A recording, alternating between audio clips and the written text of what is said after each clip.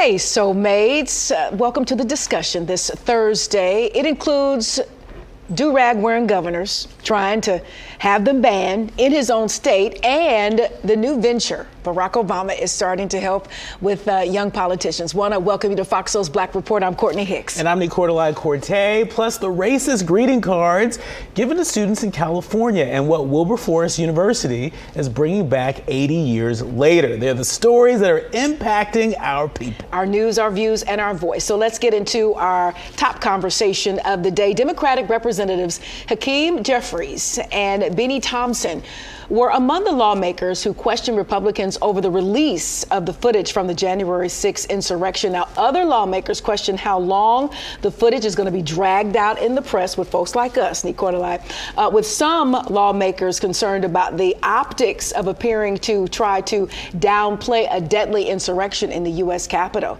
Here's what Minority Leader Jeffries had to say. House Democrats have been pretty clear that providing security footage in a manner that would jeopardize protocols, the safety, the well-being of everyone who serves in this Capitol, including staff, as well as the Capitol Police and visitors who come from all throughout the country to experience the citadel of our democracy, is an irresponsible thing.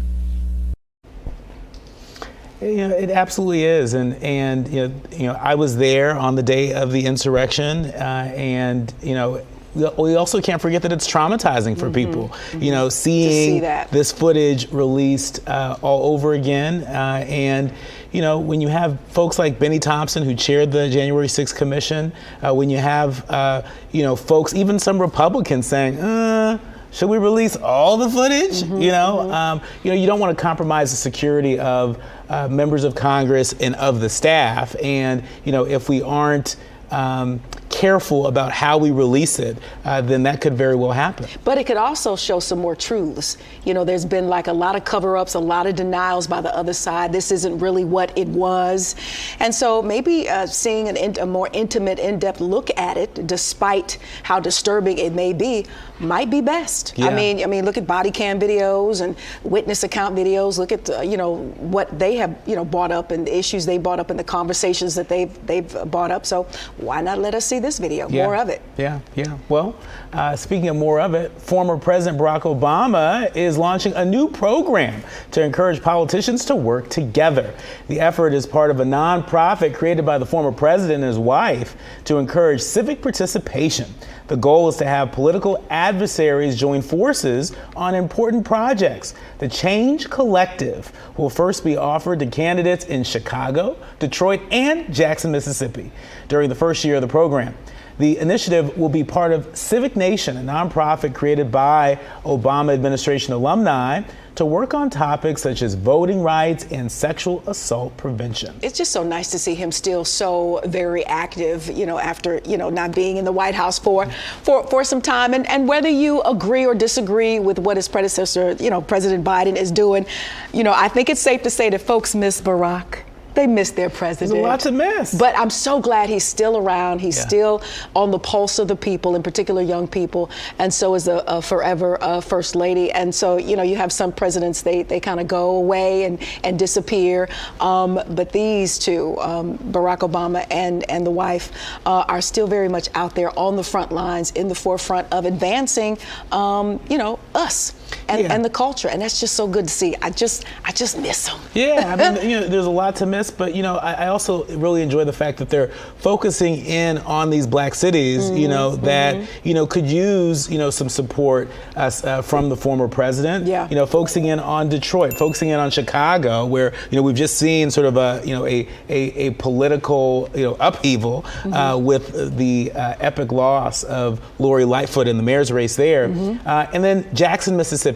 How often have we reported on what's happening and not happening in Jackson, Mississippi? So the fact that the former president is spending his time, his talent, and his political capital investing in leaders of the future on the ground in these cities that have so much unrealized potential, that's a reminder of what we fell in love with when we elected Barack Obama president. And doing it looking so fly and fabulous. I love it. All right, the state of Tennessee is set to ban certain drag drag performances. And as the governor is set to sign on the bill, there's a throwback of him making rounds online. Let me tell you. Surprise, surprise. Social media has plenty of receipts. Look at here. As this bill makes its way to Republican Governor Bill Lee's desk for final approval, an image from when he was in college is making headlines showing the mayor in what appears to be a wig, dress, and pearls. Now, I love pearls, which is considered by most drag. Now, first-time violators, if this bill passes, may be charged with a Class A misdemeanor punishable by up to a year in jail, and then fines of up to $2,500. Now, any subsequent offenses would be a Class E felony that carries a sentence of 1 to 6 years in prison. Is this the pot calling the kettle black? Let me tell you something. You have to be very careful how you move in this world with social media in mind nowadays. It looks like he comes from a generation, that didn't have that, and maybe he didn't remember that it's out there and there are receipts. And it looks like he comes from a generation of some old tired wigs. I mean, that wig was not it, Mr. Governor, and maybe that's what he was so mad about at the press conference when the reporter sort of called him out on it. But look, drag is an art form, and I think we should be really careful about governors signing laws, signing bills into law, that limit artistic expression, that limit free speech, right? Drag has and always will be an art form. I was just in Oakland. And I visited Miranda's, which is a few doors down from the historic Paramount Theater in Oakland. And there happened to be sort of, a drag show that was happening on the sidewalk. And I couldn't help but wonder, if the same show took place in Tennessee, would these folks really be subjected to that kind of fine? Is there really harm being done if, there happens to be a kid in a car that drives by a drag performance that's happening outside? And so if this can happen in Tennessee, it can happen anywhere across the country, and we shouldn't allow for it. It's a good time, and I agree with you. It is pure artistry, and I enjoy it. Yeah. Well, moving on to Milwaukee, where police arrested a man for potential involvement in the murder of a black transgender woman on Sunday. Officers say he's a 33-year-old man from Menasha. Sunday, firefighters found Kashay Henderson dead of a gunshot wound inside her apartment. She's the third black trans woman killed in Milwaukee over the last 9 months and fourth to die under suspicious circumstances. Last night, local LGBTQ organizations remembered her with a candlelight vigil in Milwaukee, calling for the violence to stop. At the end of the day, for me, they are still human beings. I really don't care, what other people think as to how they should or should not identify with. I respect the fact that somebody may feel a different kind of way in a different kind of body. Aside from that debate, that argument, whatever you want to call it, they're human beings. You are taking another human being's life. And then for that to be predicated, we're assuming, predicated on their choice or what they feel, it's beyond heartbreaking. It's just a total violation of humanity. And, it breaks your heart. It breaks your heart. It does. And for everybody out there that's rooting for everybody black, that includes this black trans life right here. And that's part of what breaks my heart is, we can't talk about trans issues as if they're fringe issues, as if those people over there, right? Trans folks are a part of our families, they're a part of our communities. And to your point, they deserve to have dignity. It's a life outside of trans, gay, whatever. It is a life. Yeah. And you don't have a right to take it. And they didn't just take her life, they shot her in the head and they attempted to burn her apartment down. And we saw similar things. There was a case we reported on in Brooklyn, New York. Yeah. Where there was a black gay man, that was shot and thrown on the train tracks, right? And we can't also act like this is disconnected from the anti-LGBTQ legislation, the anti-LGBTQ rhetoric, and anti-black legislation and rhetoric that's out there, it makes a material difference in terms of the life and safety of folks in our community. And so, we can't turn a blind eye to this. Yeah, Black lives have to matter to ourselves first. That's right. All right, parents at a Southern California elementary school are outraged, saying their kids received racist cards from other students. Parents say the cards were given to several Black students by a group of 6th graders, calling them racist names. The cards also told the students the group would be nice to them for Black History Month. This happened at Pepper Tree Elementary in Upland. That's a city in San Bernardino County. School district officials say the students who wrote the cards will be disciplined, adding that they have zero tolerance for this behavior. Legal action has been taken against a California school district over racist cards and bullying allegedly made by students at an elementary school. Joining us now is Cochran firm attorney James Bryant, who's representing the families, and one of the 6th grade students, Chloe Jenkins. Thank you both for joining us today. Thank you so much for having us here. So, Attorney Bryant, I want to start with you. Can you tell us what actually happened and what legal action has been taken? Sure. There's actually a multitude of things that occurred. This didn't just happen during Black History Month this year. The continuous racist acts by students at Pepper Tree Elementary against Black students has been happening for quite some time.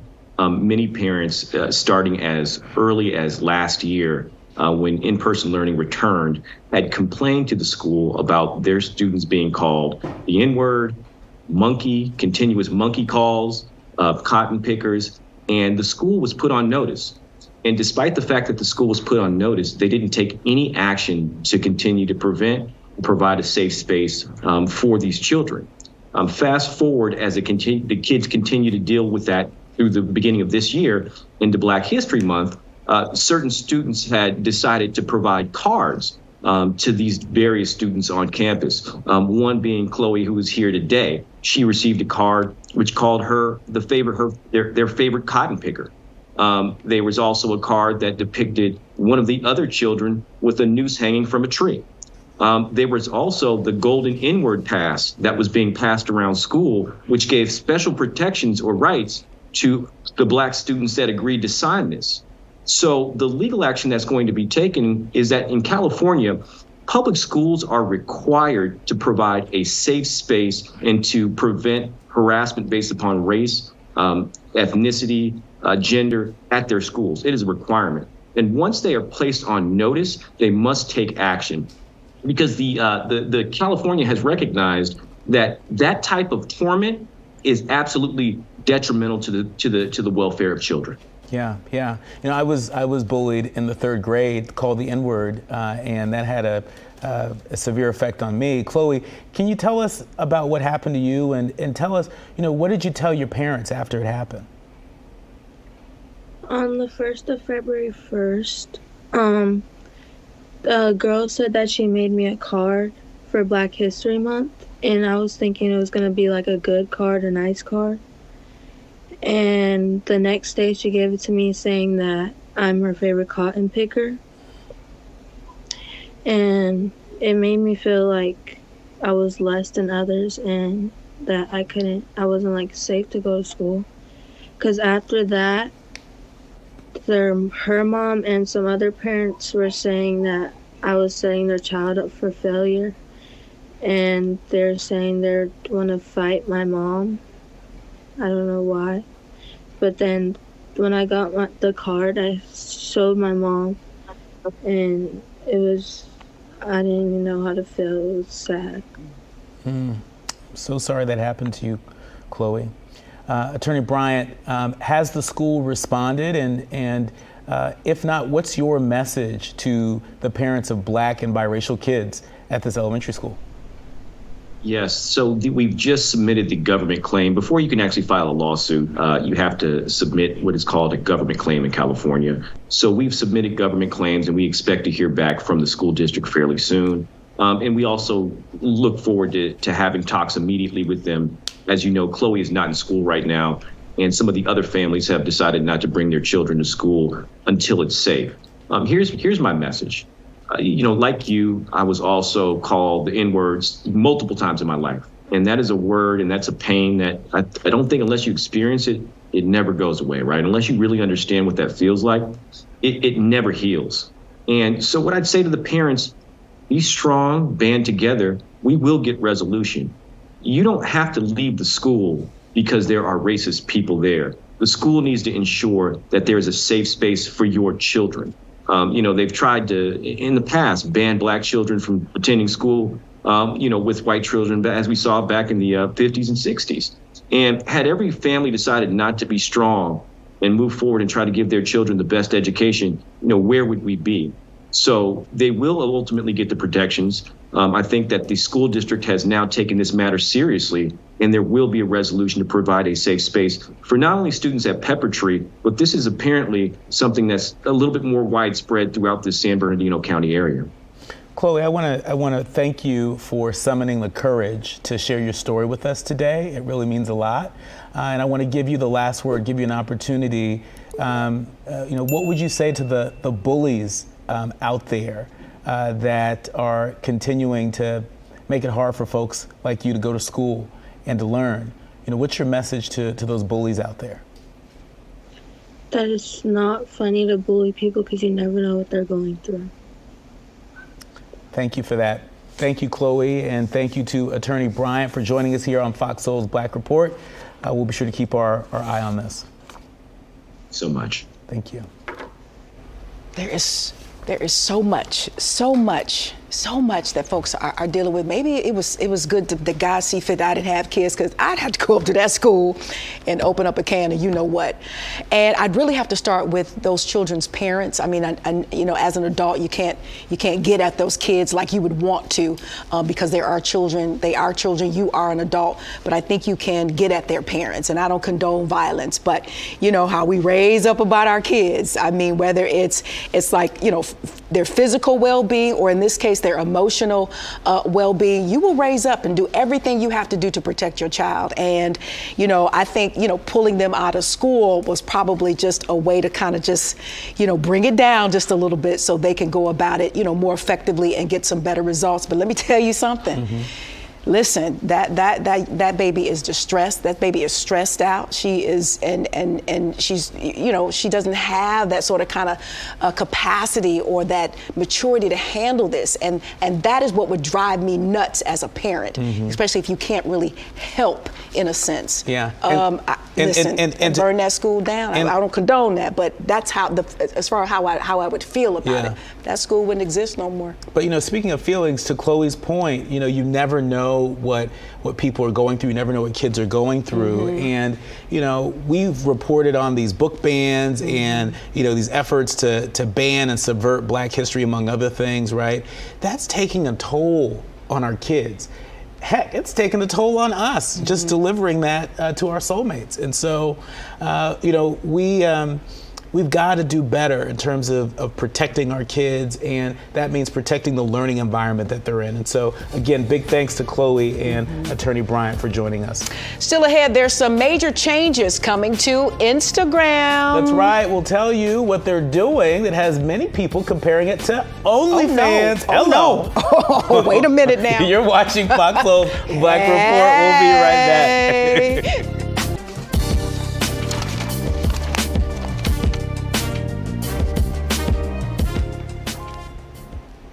Welcome back, Soulmates. Oregon is considering a bill that would provide homeless and low-income individuals with $1,000 a month in universal basic income. Okay, so according to reports, the Oregon legislature is considering a bill to establish a housing assistance fund demonstration program. That's what they're calling it. Now, it aims to provide 12 monthly payments of $1,000 to those experiencing homelessness, at-risk homelessness, or are severely rent burdened or earn at or below 60% of the area median income. Recipients get to decide how to use the money. Some soulmates on their way to move to Oregon. Yeah, well, and part of the issue is, they get to use the money how they see fit. Yeah. Right? And so, these are unrestricted dollars, which, this doesn't happen very often. Oftentimes, you have governments investing in programs and they're saying, well, we're going to give the money directly to the people and let them decide how they're going to use it. Now, advocates say that these folks are mostly going to use the money for, for rent and utilities, right? But there are other folks that say, nah, they're going to use it for alcohol and for drugs and among other things. Bundles, maybe lashes, even a few bundles. I don't know, maybe not in Oregon, but gonna get a better wig than the governor of Tennessee. But I don't know. I mean, the power to the people. Let's trust the people to decide for themselves. I'm never going to turn down some money. That's 1,000 more than I got now, so I'm never going to turn that down. I hear, the opponent saying, but what if they use it for other things, and they might damage, society or what have you, the drugs, this and that. But listen, I just appreciate the help. To me, it's thoughtful. Now, what these folks decide to do with their money, I got to say that's on them. I would never turn it down, whether it went towards my rent or whether I needed to go get my nails done. But people have been saying this for years about folks on welfare, for example, and accusing people of misusing food stamps and WIC and so forth. And so, at some point, I think you just got to trust people to do the right thing. And if they don't, well, then they might lose that benefit. But this program has worked pretty well in Stockton, California, and in other parts of the country. And so we'll see what happens. We shall. All right, TikTok has been under intense scrutiny for its potential to share user information with the Chinese government and its mental health impacts on young Americans. So this week, TikTok rolled out new default time limits for users under 18, allowing 60 minutes of screen time per day before being prompted to get offline. But it does not stop them from continuing to watch. Now, the new feature will automatically set all accounts belonging to a minor to a daily 60-minute screen time limit, and they will have to enter a passcode to stay on the app. Psychologists are calling it a terrific move to make sure kids are not being driven by algorithms or machine learning to spend more time than they want online. Let me tell you, that TikTok and that Instagram, can really reel you in, right? You go from looking at one video to an hour and a half later, you done looked at every Whitney Houston performance in life, and you've gone, from one thing to the next. I think this is a good thing. I mean, good things in moderation. And remember, they're kids, and so they have to develop healthy habits. And so, cheers to TikTok, for doing the thing that a lot of social media platforms, have been either unwilling or really slow in doing, which is, creating a mechanism that at least brings kids into awareness, brings parents into awareness of how much time they're spending on TikTok. My dear sweet Nicolai Corte, it ain't gonna work. Kids, they are slick. They will get around all of these passcodes, these time limits. I mean, who's even monitoring if they're telling the truth as they create the TikTok account? It's if they're telling the truth, system. if they 18, what? It's the honor system. You think that these young people on TikTok, as much as TikTok has started to define our lives, okay, and trends and passing of information, do you think that these kids are going to honor an honor system and say, I'm under 18, and subject themselves to being cut off? For some kids, that's their lifeline. But maybe they will, maybe they will, maybe they won't, right? Because let me just say this. There are other websites, where it's assumed when you enter the website that you're at least 18 years old. Assumed. Listen here, TikTok, it ain't going to work. I don't know. I don't know. I mean, I think you're wrong about this, but we'll see. Meanwhile, Instagram is expanding its Reels monetization program by rolling out Instagram gifts. Now, get this. The concept, which was tested in November, is now a permanently implemented feature that will be available within Reels. Users should soon begin to see an option that says send gift when they click on a follower's reel. From there, users can select the number of stars they want to give to their favorite creator. Afterward, they may add a monetary balance to the stars, which will go directly to the creator.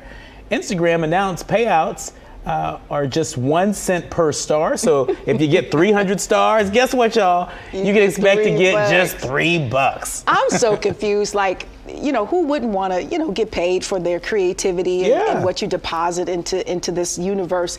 But I was so, it's just the labels that come up, or the perception, or the misconception, because like I wanted to do an OnlyFans account, but that was back when OnlyFans Breaking news. No. Did y'all hear this?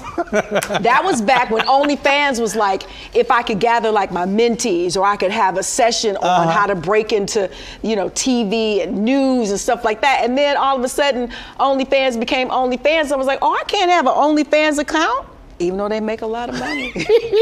But really, it's like, I get, maybe it's because I'm a generation away from it, but I get so confused because I thought OnlyFans was like, you could subscribe and get good nuggets and information that I could give, maybe pertaining to good nuggets of information. Maybe pertaining to your career, or just I'm into well-being and. But some people might call that well-being. Well, we all know what OnlyFans is. You couldn't pay me to have an OnlyFans account. Well, maybe because they make a lot of. All right, speaking of money, Life at Sea Cruises. Check these folks out. They're offering a 3-year voyage at sea for $30,000 per year. You do the math. It's going to take you all over the world. It begins November, and it's going to kick off in Istanbul. That's my problem right there. Then they're going to go pick up your friends from Barcelona and Miami. Yes. And over the 3-year journey, you're going to visit 375 ports in 135 countries, Mexico, South Korea, and Australia, amongst others. The Gemini, that's the name of this ship you're looking at here, will spend 2 days and 2 to 3 days docked at most destinations, with 288 overnight stays. 1 week will be spent in Shanghai and another week in Singapore.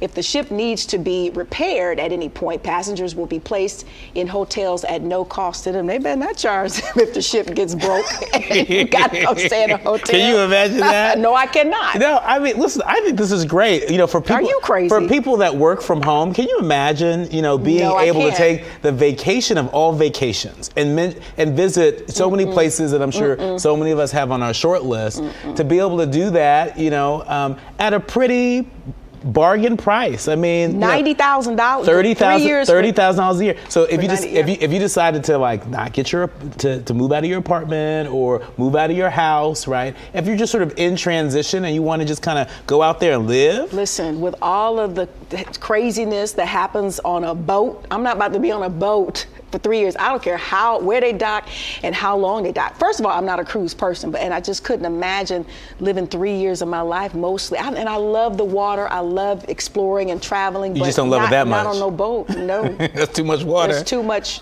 togetherness, closeness. You can't go nowhere but on the boat. But when you pull into the ports, you have 2 to 3 day excursions and some of the most desired places to visit across the country and around the world? No.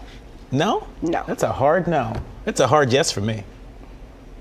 Well, y'all decide what works for you. Up next on Fox Soul's Black Report, a long-awaited event takes place at Wilberforce University that has people talking. Yeah, this is exciting. Find out what this means for the historically Black university and the young men who are being formed for future careers. That's all straight ahead on Fox Soul's Black Report. No careers on OnlyFans.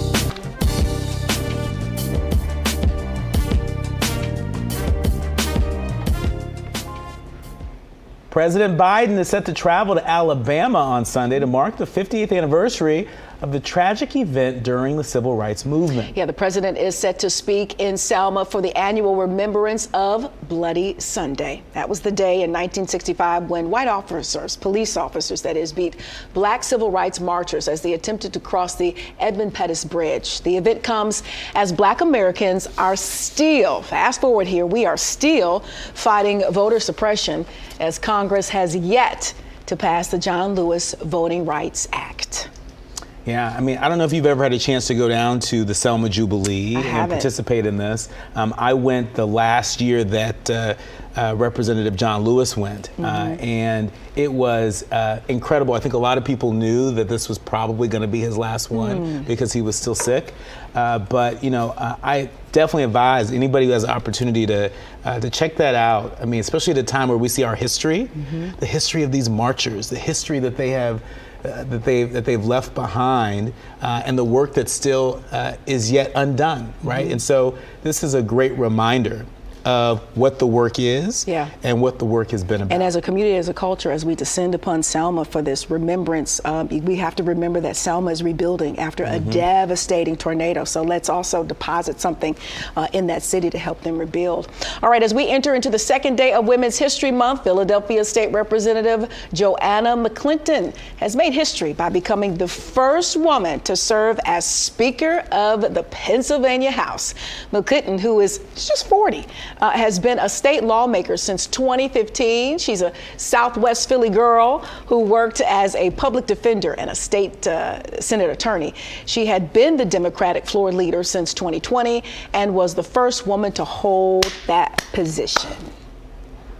I, Joanna Elizabeth McClinton, do solemnly swear that I will support, obey, and defend the Constitution of the United States, To continue my clap here. Like, I mean, and she's a home girl. Right. You know what I'm saying? She a Philly girl. Somebody real up in there. She a Philly girl. Who gets it because she's been where you are. Or maybe still is. You can identify, you can connect. And that's what we also mean by representation. People who can connect. Yeah, and it's also a good reminder that representation is not consciousness, right? And so she brings, to your point, a consciousness, a lived experience. You remember when Justice Ketanji Brown Jackson was up for her confirmation hearings, and when everybody learned that she had a background as a public defender, and we recognized, wow, there are a lot of people that have served on the Supreme Court, very few who have been public defenders. Well, the same is the case when it comes to speakers of state houses across the country, and so our hope is that she'll make a big difference pulling from that experience as a public defender. I'm excited for this new journey for her. Me too, me too.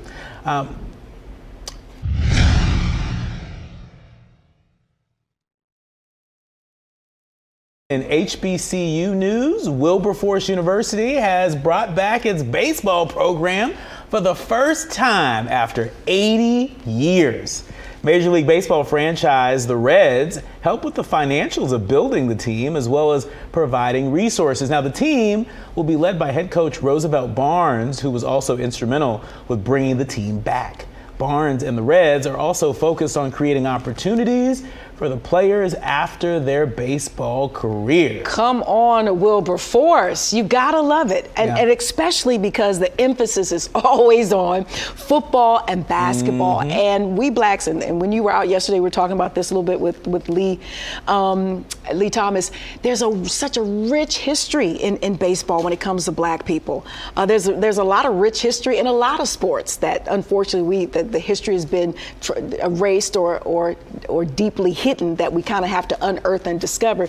But this is amazing, and I'm glad, because we need as many lanes as possible to get to where we want to go. And I just want young people to know, athletes to know, that there's just more out there than basketball and football. Baseball is an amazing sport, and the money is long, like NBA money. You know. And when we teach Black history, guess what we uncover? We uncover stories like this. Absolutely. 80 years in the making.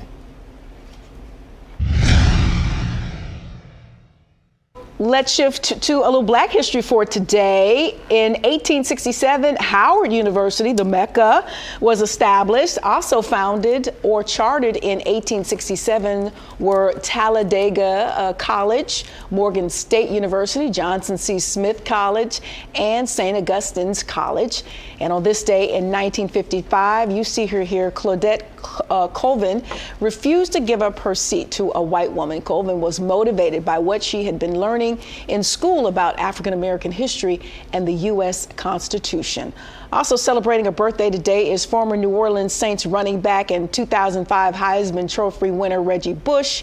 He's turning 38. He is ranked number 24 on ESPN's top 25 players in college football history. Go Trojans. Oh, that's right. Right? That is your jam. I was actually in school with Reggie Bush. Were you? When he was dating Kim? Maybe. Still ahead, Chris Rock is taking the controversy to the comedy stage. Yeah, we'll tell you about his upcoming special where he's expected to break his silence on the slap, the Oscar slap. He's still talking about this slap. We're going to be talking about that for a while. You're watching Fox Soul's Black Report. It ain't going nowhere.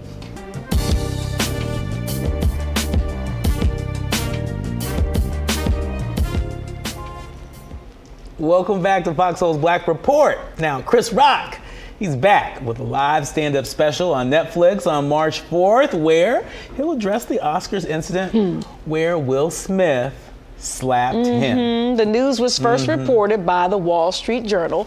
So it says, you know, Rock has worked on this material for the show, and he's making light of the situation with Will Smith, joking about the size difference between them. The show titled Chris Rock Selective Outrage will be streamed on, you know it, Netflix, March 4th, 10 p.m. Eastern.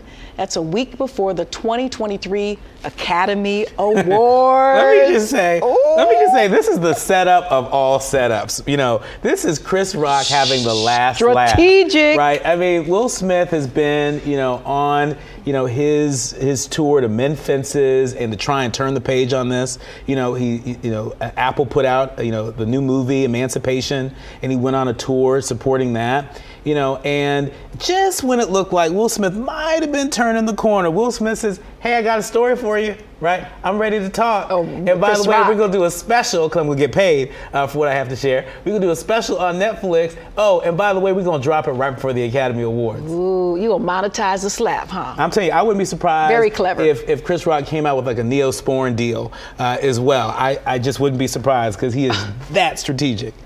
I told you early on, a few shows ago, Chris wasn't ready to kumbaya like you wanted them to. I told you. Yeah. You wasn't listening. I still hope that after the special's released, though, that, you know, these brothers will come together, break bread, and begin to do that healing together. Because, again, I just think the world is watching. The world could learn so much from them mending their fences here. I mean, remember when Oprah and Iyanla, you know, came back together and worked out their differences? But right? Iyanla didn't slap the stew out of this. Oprah didn't slap the stew out of Iyanla either. The big difference. And I just don't think, Fair point. Listen, I don't think it's going to happen. That was such a deep violation. That's like some street, like a GP. You don't violate like that. I'm sorry, I got a little Southside Chicago. That's all right. That's all right. Southside is welcome. Southside is watching.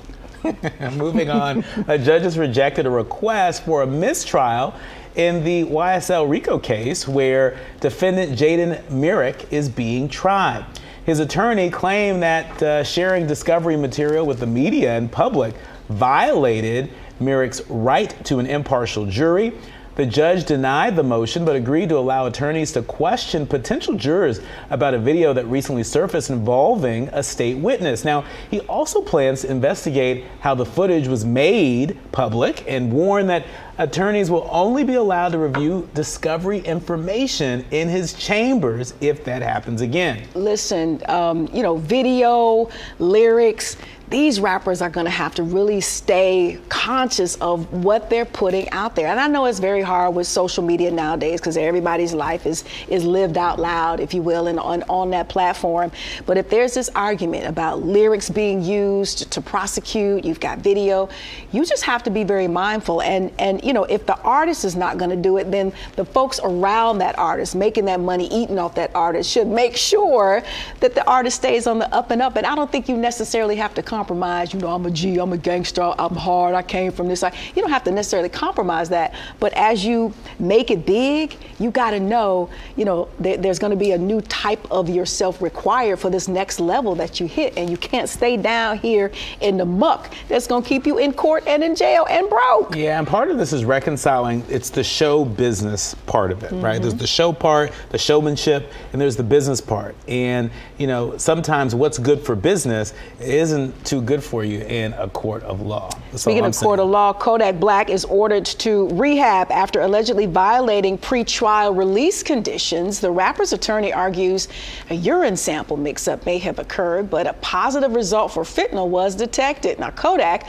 denies refusing a hair sample and is set to check into rehab on March 7th after his Rolling Loud Festival performance. So he gets to, okay, a little privilege there maybe. He is currently out on bond after being arrested last July on drug-related charges. And me and Lee got tickled yesterday because we found out his biological name is Bill.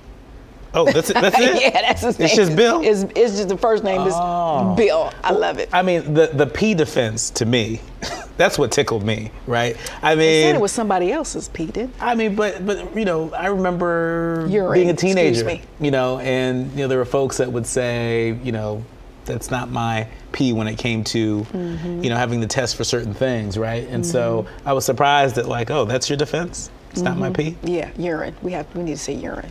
Or urine, excuse me. Politically correct. Yes, excuse me. Well, moving along, Yara Shahidi from Grownish will be the first black woman to play Tinkerbell in Disney's live-action remake of Peter Pan. Now, the movie, titled Peter Pan and Wendy, will also feature Alexander Maloney as Peter Pan, Ever Anderson as Wendy, Jude Law as Captain Hook, hey Jude, and Indigenous actress Alyssa Wapachnek as Tiger Lily. Now, the Lost Boys will also be updated to be not all boys.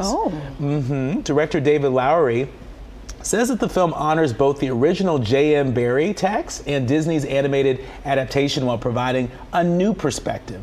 The movie is set to be released on April 28th. Just as cute as a button she looks. Yeah. I'm here all for it. I'm here for the Black Mermaid. And for me, when I knew that this would work, you know, when Disney opened itself up to diversity is when Brandy and Whitney killed Cinderella. Oh, classic. And just all the new nuances and all just what the black girl magic energy brought to that storyline was fascinating. And, you know, folks ain't stupid. You know, we are huge consumers of this type of entertainment. And when we see ourselves, you're going to make even more money. So keep putting it out there. My only thing is make sure folks are in the marketing rooms, folks are in the writing rooms, they're there in the editing rooms. So it's a true representation of what we're all about or what we can portray. And I'll rock with it. That's right. For sure. That's right. That's right. Not in front of the camera, but also behind the camera. You're absolutely right. Yeah. From the stage to the U.S. floor for the House of Representatives, we're talking Beyonce, your girl. She was honored on the floor of the House of Representatives. Rightfully so. As a send-off to Black History Month and to mark the beginning of Women's History Month by California Democrat Representative Robert Garcia. Take a look. Speaker, I rise today to commemorate the end of Black History Month and the beginning of Women's History Month by honoring an individual who represents both so well. She's an icon, she's a legend, and she is now and forever the moment. I want to celebrate none other than who I believe is the undisputed queen of pop and R&B, Beyonce Knowles Carter. Now, a few weeks ago, this brown-skinned girl out of H-Town won her 32nd Grammy, giving her the most Grammy wins of all time. But Beyonce is so much more than a performer and a singer. She's a creator and an artist.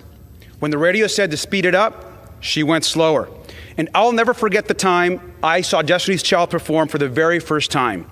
It was life-changing for me and the way I experience music. I became an instant fan then and have been a huge fan ever since. Beyonce is also a role model for millions across the country. She stood up for voting rights, for feminism, for women and girls, for my community, the LGBTQ+ community. And for my generation and so many others, she simply is the greatest of all time. Her story is history. Mrs. Carter, congratulations on your achievements and for winning the most Grammys ever in the history of our country. You are irreplaceable. Thank you, Mr. Speaker, and I yield back my time. That's right. Put some respect on it, Mrs. Carter. Mrs. Carter, we love to see it. And let me tell you something. That's Robert Garcia, the former mayor of Long Beach, who was just elected to the U.S. House of Representatives. And I didn't know he was president of the Beehive, because he was up there giving that floor speech like he was president of the Beehive. He is convinced. He knew all the footnotes. We love to see it. I love the fact that I get to see Beyonce Knowles Carter perform on her birthday in Los Angeles, September 4th. And so, listen. You found some tickets? I found some tickets. And if y'all know like I know, and like Representative Garcia knows, you better go out and get some tickets, because she is really something special. Did you have to tap into your retirement fund? I mean, how you would help out? Your folks flying to different countries, bootlegging, you know, Listen, conspiracies, you do what you theories need to do. get with these tickets. You do what you need to do. Lucky you. Uh-huh. Yeah, I was just so. He spoke truth. He was just talking truth. But I was just so tickled by all of the information and the accuracy. I mean, he's been wrapped up in Beyonce's Black Girl Magic, and I love it. All right, Representative Garcia. Irreplaceable, we love you. indeed. That was pretty dope. Still ahead on Fox Soul's Black Report, it's Black Excellence time, Nicorda. That's right. We'll introduce you to the young pilot who's making history in the sky. You're watching Fox Soul's Black Report. We'll be right back. California's Heartshine pageant system has welcomed women of all ages and celebrating everything that makes them beautiful for over a decade. The various competitions are designed to honor contestants' accomplishments rather than outward appearance. That's different. Now, this year, 5 of the 8 winners crowned were Black women, and it all happened before the close of Black History Month. We love that. The competitors are scored based on what they do for their communities instead of their stage presentations. Heartshine is a service-based volunteer pageant more concerned with inner beauty than outer beauty. That's right. Heartshine co-director Dana Mack Barnes proudly noted the diversity of this year's winners and the criteria on which they were judged, saying, quote, "The mission is always let your heart shine bright. Always give back to the community." I love that. And there seems to be a shift in the pageant world where you see a lot more women of color, Black in particular, natural hair, different body types. And so that has been, good to see. With this particular pageant, I think it's amazing that they focus in on how these women are serving their community versus, talent or how they may look in a gown. I think that's pretty groundbreaking. But I think part of what makes it so groundbreaking is the people behind the scenes that are pushing. Right. And so to all of the activists out there and the advocates out there, the people out there that are saying that women, are more than just what they look like. Right. That service matters to women, and, that being in community matters to women. And, it's just great to see that there are pageants that reflect more of that. I know there are folks out there that say, well, pageants, are, anti-feminist, right? And we can have that debate, on a future show. But as it relates to this story, I just think it's a positive step forward, and I'm just so glad that my nieces have an opportunity to see the pageant world a little bit differently than we did as we were coming up. Yeah, it takes it from a pageant to like a movement with that consciousness. I love it. All right, Antoinette Paris Hudson, a 28-year-old African-American pilot, made history as the 3rd Black female to become a captain for PSA Airlines. That's right. Since childhood, she has always imagined herself as a pilot as she watched airplanes take off at LAX. It's quite a view.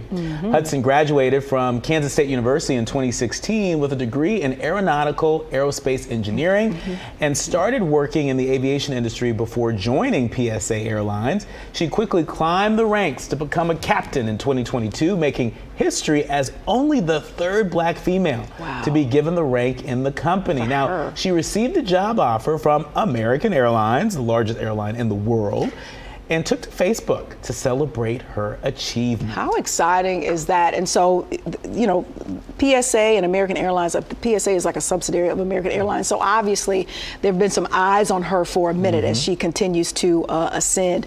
28 years old, and just the composure, because when you flying that plane and you have all them souls that you're responsible for. So she's probably well beyond her 28 years as far as, you know, composure and the maturity. And this is just in time for Women's History Month. She is blazing a trail. That's amazing. And she said she did it without any mentor. She didn't representation. She didn't really have anybody to kind of look up to. So she had to carve her own way, which makes it even more remarkable. Yeah. I mean, look, you know, we fly a lot. No. You fly a lot. You are also on airplanes more than the average person. Are you not? Not. Are you not? Not. Oh my goodness gracious. You're just gonna leave me out here hanging out here? Okay. Yes. Okay, I'm gonna hang out here. Because you know better. Okay, well, I do fly a lot, and I oftentimes like to peek my head into the cockpit to, you know, take a look at like who's in there and just kind of get a sense of the energy of the pilot. You get a black pilot every now and again, you go, yeah. Every now and again, you get a black pilot, right? And rarely, I mean, you know, I have almost 90,000 miles on Delta alone, just since the fall of last year. So back to Miss Hudson. And I have rarely seen a black female pilot. This is how extraordinary I've seen this is. maybe two, but back to a black female pilot, Miss Hudson, 28 years old.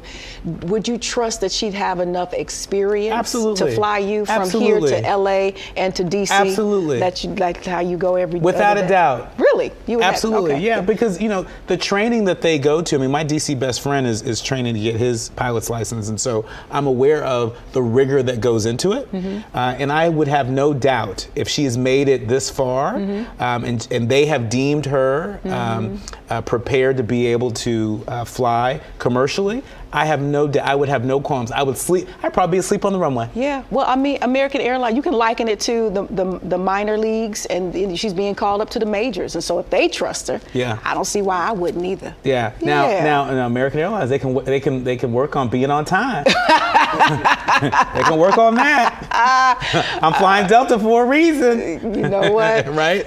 Listen, for the full rundown on today's stories like this and more, you can access Fox Soul's video on demand on any of our partners. You can even access past shows and other Black-centered content. Don't forget, Soulmates, you got to download the Fox Soul app. It is absolutely free. So glad you're back here in this seat next to me. Don't leave out here no more. This is the best place to be, right next to you. Indeed. And with each and every one of you. I'm Nicordelai Corte. And I'm Courtney Hicks. Until next time, folks, stay lifted.